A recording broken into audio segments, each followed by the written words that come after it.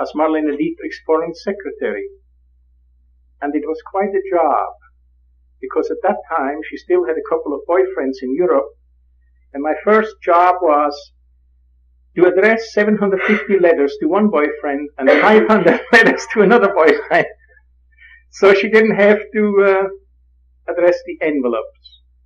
That was my first job in the United States. I stayed with von Sternberg, about 3 years, and I made these gigantic sculptures for the Scarlet Empress. For instance, the eagle in the throne room was 24 feet wide and 18 feet high. And some of my statuary was between 12 and 16 feet high, these big figures. But we had some trouble because Marlene Dietrich got awfully upset of being photographed every time with what she called one of those damn statues. They were rather horrible because von Sternberg wanted them that way. You know, he wanted to, he had envisioned Russia actually as a very gruesome kind of place in that time. So he wanted my statues to be a little bit on the gruesome side.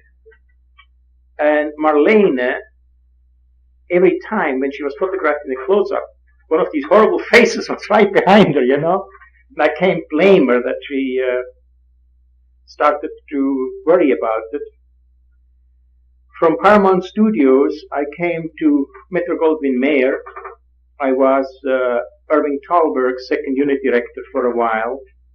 I shot much of the Good Earth. For instance, I shot the famous grasshopper sequence. I shot the storm sequence and the birth of the child at that time. And then I stayed with MGM till Thalberg died. And you know, when somebody dies, somebody big dies in a studio, everybody who has ever been connected with him gets cleaned out because another set takes over. So then for 2 years I was freelance. And in these 2 years, I learned the art of hypnosis from a wonderful French hypnotist. And then I became awfully fascinated by hypnosis, and I made all kinds of experiments together with Cardin, Joseph Cardin.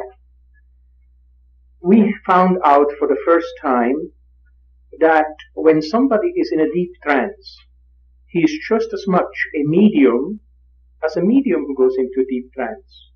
And we found that out in a funny way. We had a woman who was cross-eyed, and she had tried everything, and then she didn't want to have an operation because her sister had had an operation, and her eyes crossed worse than ever. So she was afraid the same thing might happen to her. So we told her it would be very unwise to hypnotize her for something of which we did not know the cause. Therefore, we would first try to find the cause. Well, we found out that the cause was simply this. For 20 years, she could have murdered her husband across the breakfast table for either reading a book or reading a magazine or reading a newspaper. And in this anger of hers, her eyes crossed. So we told her to go back to her husband and to make peace. And once she had told her husband what she didn't like, then the husband probably would tell her some things he didn't like. And then they could both clear the table. And when she had done that, she should come back to us. So she did. And after we had checked with the husband, because we wanted to be very sure, then we hypnotized her and straightened out her eyes. Well, this worked like a charm. And the woman came back to us and told us she had a lot of frustrations, and would it be possible to discover the source of these frustrations and eliminate them? So we told her yes, this was possible, but we would have to get her into a pretty deep trance for it. So this first day, when we put her in trance, we had 3 medical doctors there, we had a couple of lawyers there, and we had 2 pastors there who had become interested in what could be achieved with hypnosis. When we had her under, a tiny little voice came through like this, "Hello, everybody." And I thought that by accident we had put her on the backtrack. We had regressed her into her childhood. Her name was Marianne. So I said, Marianne, how are you? And the little voice says, I'm not Marianne, I'm Shirley. So I said, Shirley who? Shirley Simonson. Then I asked her, Shirley, who are you? Where do you come from? She says, oh, I'm a little girl that lived in Burbank and died of polio. I was 7 years old when I passed into the spirit realm. And now we have new methods for polio on the spirit side of life. And there is a doctor amongst these doctors there who works with polio patient. And my doctor on the spirit side of life wants to tell your doctor how to treat his patients. And then for at least half an hour, the spirit doctor conversed with the doctor still in physical form. We couldn't understand half of it because some of the words were definitely terms of their own, and they named some bones and some muscles that I never heard of. And then after a while, a nurse came through and she gave some other advice for the doctor's nurse. And then suddenly an idea struck me, because the little girl had said right at the beginning that she had passed on in Burbank. So I asked her, Shirley, could you give me the address of the home in which you passed on? Could you give me your mother's name, your father's name? Are they still in the physical realm? So she said, oh yes. I said, Shirley, would you mind going, if I go to them and tell them what had happened? And she said, oh no. I said, why not? She says, you see, they're Catholic, they wouldn't understand.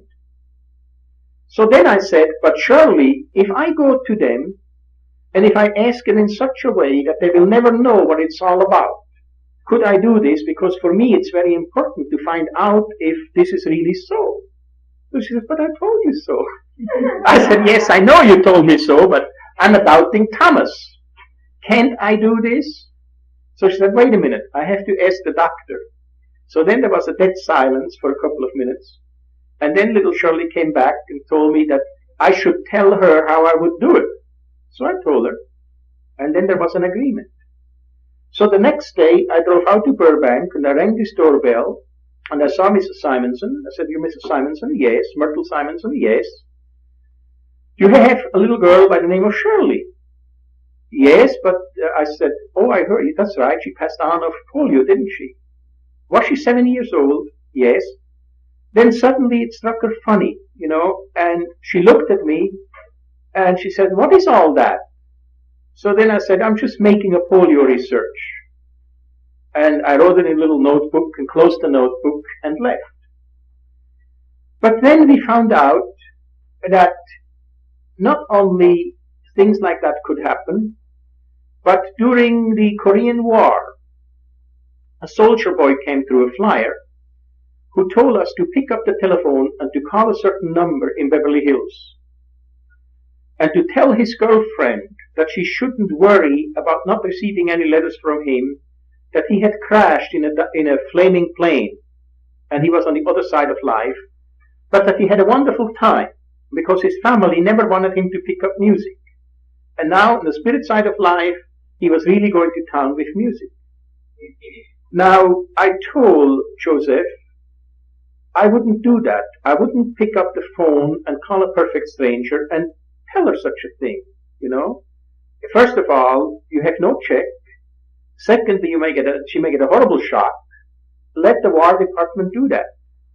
But he was so anxious to bring this message across that he called this girl and told her. And she says, now that's nonsense. I just got a letter a couple of weeks ago. Then a week later, she got his name and his phone number. A week later, she called him up. The confirmation had come to the parents of the boy from the War Department. This gave me a deep insight into the possibilities of hypnosis.